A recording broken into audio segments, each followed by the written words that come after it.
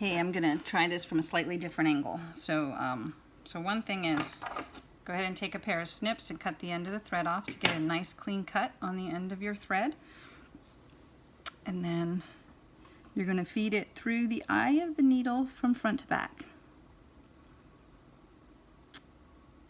There we go. Hopefully you guys could see that. And then after you thread it through the eye of the needle, you pull the thread underneath the foot by going inside the little cut in the middle. Just like that, and it goes to the back. Okay? Now, a sewing machine works with two pieces of thread. One from your bobbin at the top. This is the upper thread. Then there's another one underneath the footer, on the foot. So this plate comes off this just by pulling up on this little area here, and it removes. And this is your bobbin area. So this is a bobbin casing. There is a little latch, which hopefully you can see that here. And then on the end of it, it's a little bit pointy. You simply pull it out and then use that to pull the bobbin casing itself out. So hopefully you could see that little latch. And so in here, you want to add a bobbin. The bobbin looks like this. So you want to hold the bobbin, I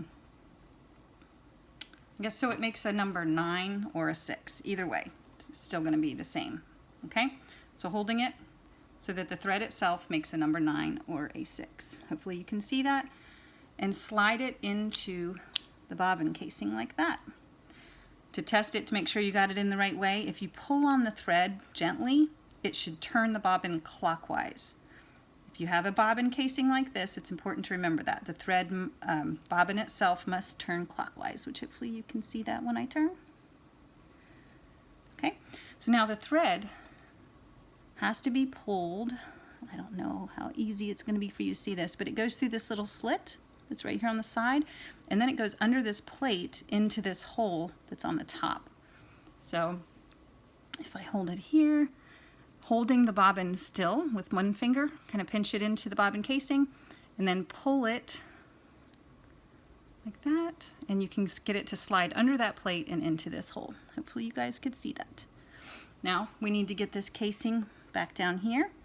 So in order to do that, again with my finger holding the bobbin in place, I'm going to open this latch again. This is really important because it actually holds the bobbin. So now I no longer have to hold it. It stays in there. So making sure that the thread comes to the front, I'm going to slide it in. And now it's going to be hard for me to show you this, but there is a little notch at the top of this bobbin area, which I think at this view you can't see. Maybe there. Do you see the little notch? That arm that was up goes into that notch, and when you push it, you should hear a click, which I could hear. Hopefully you guys could. So now we need this thread to be up here for it to sew properly. So in order to bring that thread up, we have to use the top thread. Hold it with your left hand tightly. Don't let go of it. And then over here, can't see it. I'm going to turn the hand wheel that's over on the right side over here. Turn it toward me, and you will see, hopefully you'll be able to see the second black thread. You're going to see it come across this bobbin casing. So as I turn toward me, there it is. Can you see it? Hopefully it's coming across, and then as it comes up, I can gently pull with the top thread to the left, and then use something skinny to pull the second thread up. And there we go. We now have 2 threads. So hopefully you could see all of that. Then pull both of them to the back of the machine. Replace your usually called a slide plate. With this one it doesn't really slide, so it may have a different term, but it snaps back into place just like that. And now we are ready to sew.